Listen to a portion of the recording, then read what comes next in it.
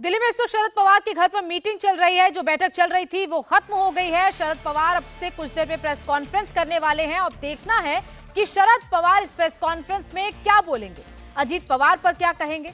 अजीत पवार ने शरद पवार के घर पर हुई बैठक को गैर कानूनी करार दे दिया। अजीत पवार का कहना है कि असली एनसीपी उनका गुट है, जिसके अध्यक्ष अब शरद पवार नहीं बल्कि अजीत पवार है। बाकायदा अजीत पवार की तरफ से एक प्रेस रिलीज जारी करके इस बैठक को इलीगल करार दिया गया। उनका कहना था कि उन्होंने इलेक्शन कमीशन में भी अपनी पार्टी को लेकर लेटर दिया है, इसीलिए शरद पवार इस बैठक की अध्यक्षता नहीं कर सकते और ना ही वो कोई ऐसी बैठक बुला सकते हैं, क्योंकि एनसीपी के राष्ट्रीय अध्यक्ष अब अजीत पवार हैं, ना कि शरद पवार। अजीत पवार ने इस बैठक को गैर कानूनी करार दिया। दो तस्वीरें आप देख रहे हैं, एक वो तस्वीर जिसमें कि बैठक में शरद पवार जिसकी अगुवाई करते हुए दिखाई दे रहे हैं। तमाम नेता पहुंचे हैं, हालांकि जो बड़े नेता हैं एनसीपी के वो इस बैठक में शामिल नहीं हुए, बल्कि कुछ नेता ही इस बैठक में शामिल हुए हैं। दूसरी तस्वीर वो है जहां पर शरद पवार का इंतजार किया जा रहा है। मीडिया के कैमरे इंतजार करें कि कब शरद पवार आए और आकर मीडिया से मुखातिब हो, ताकि बता सके कि आखिर आज की बैठक में क्या चर्चा हुई।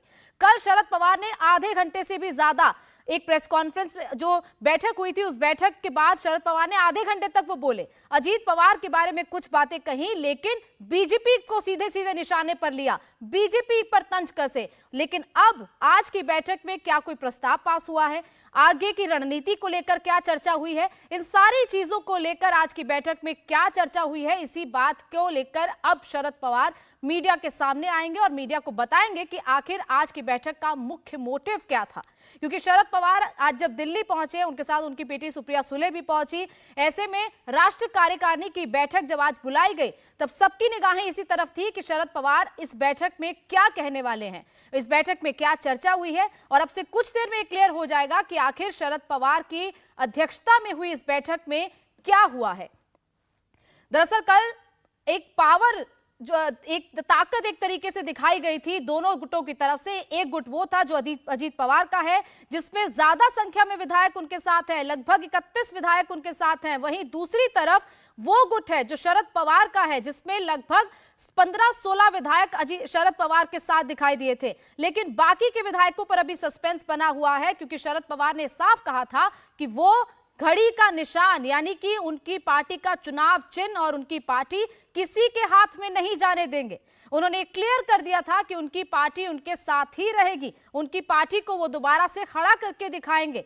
तो क्या अब राजनीति का चाणक्य दोबारा से एक्टिव हो गया और क्या अजीत पवार के खेमे में गए विधायक शरद पवार के पास वापस लौट पाएंगे? अजीत और शरद पवार गुट पे सबसे बड़ी लड़ाई पार्टी के नाम और सिंबल को लेकर भी है। दोनों गुट अपना अपना दावा कर रहे हैं। अजीत पवार गुट के छगन भुजबल का कहना है कि चुनाव आयोग कानूनी प्रक्रिया के बाद सही फैसला लेगा।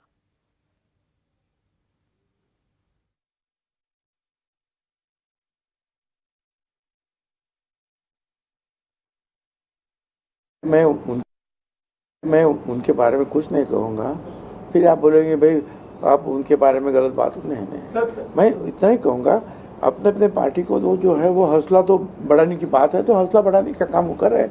मगर हमने ये देखा है, सुना है, ये सारा मामला इलेक्शन कमीशन और फिर कानूनी प्रक्रिया के बाद तय होगा।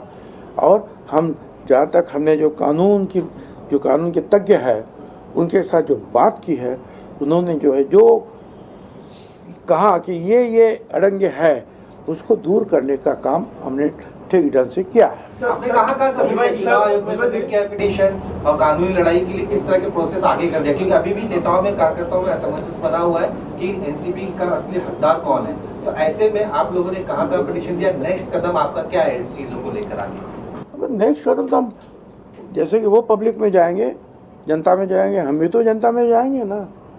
और वही तो बात थी कल का जो है यहाँ की जो मीटिंग या वहाँ की मीटिंग, अपनी बातें जो है लोगों के सामने रखने की बात थी।